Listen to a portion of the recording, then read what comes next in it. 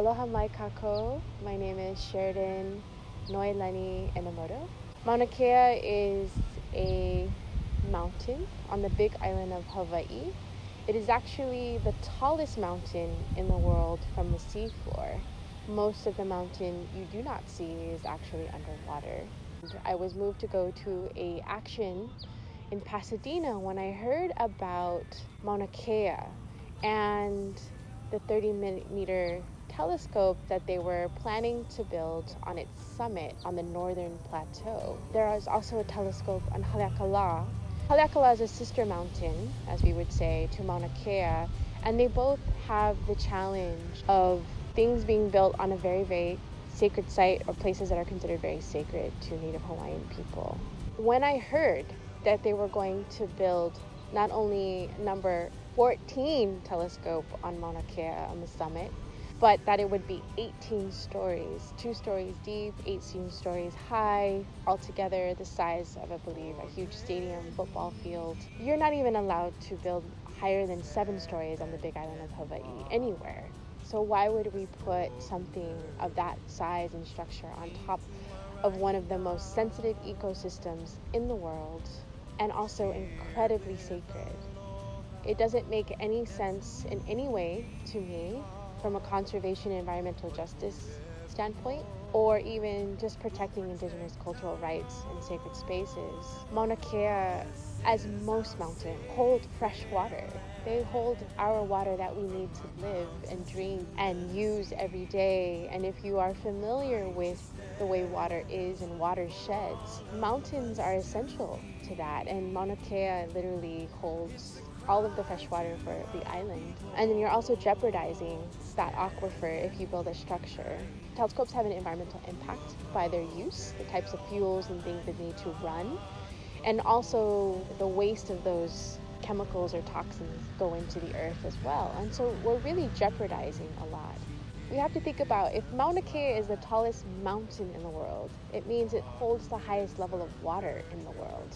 We need to rethink about our connection to the source of this earth, or in Hawaiian perspective, the Aina, or the one who feeds and sustains us and all of life. We need to really rethink about how we are connected to these sources, because so much of where we are right now, whether we're talking about climate change, whether we're talking about trying to build development on contaminated land, whether we're talking about sea level rise and shoreline communities and building structures or dams in our watersheds and our waterways, these are results of complete disconnection to our source. We don't know who our waters are. We don't know who our mountains are. We don't know who our watersheds are. We don't know where our water comes from. We don't know where it starts and where it'll be unless we just turn on the tap and we just think it's just automatic. When we talk about environment and the environmental justice movement, we need to include people. Because the truth is, if you want to know the health of the land, you look at the health of the people. And if you want to know the health of the people, you look at the health of the land. Water has a language. Mountains have a language that we need to learn again. If we want to know how to find solutions, we need to reconnect and listen to the language of our earth. And there's so much relearning or remembering that we need to activate. The other thing about connection is we need to also remember that we came because of someone before us, and we're also here for others, for the future and future generations. It's very indigenous practice, but it's really just life understanding of the way we've all been woven together, period. And you don't have to be Native Hawaiian or indigenous to understand this thread.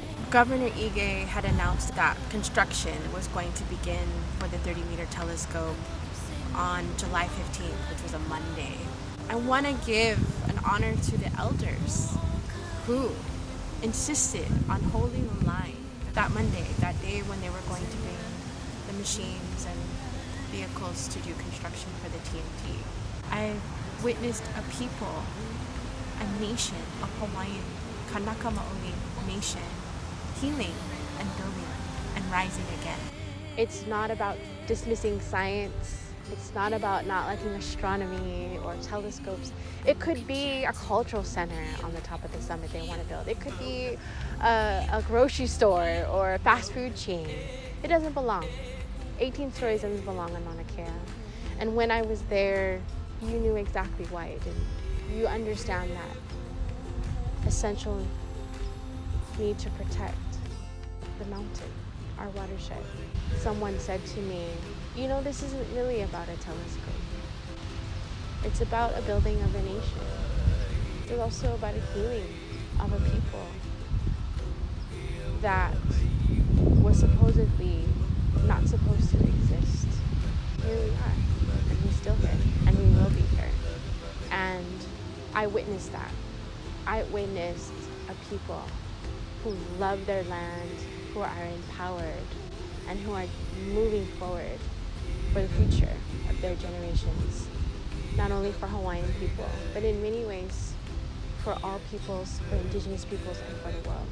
Like Auntie Pua Case, one of my mentors, says, if you do not stand for what is sacred, what means the most to you, what will you stand for? If you cannot stand for that, for the well-being of our earth, for then who will you stand for? I know who I stand for, and I know who I stand with. Wherever you are, and you are in support of protecting Mauna Kea, you take a picture, post a picture with your hands like this, your thumbs really straight across, and make the sign of a mountain or Mauna, and this will know that you stand with Mauna Kea.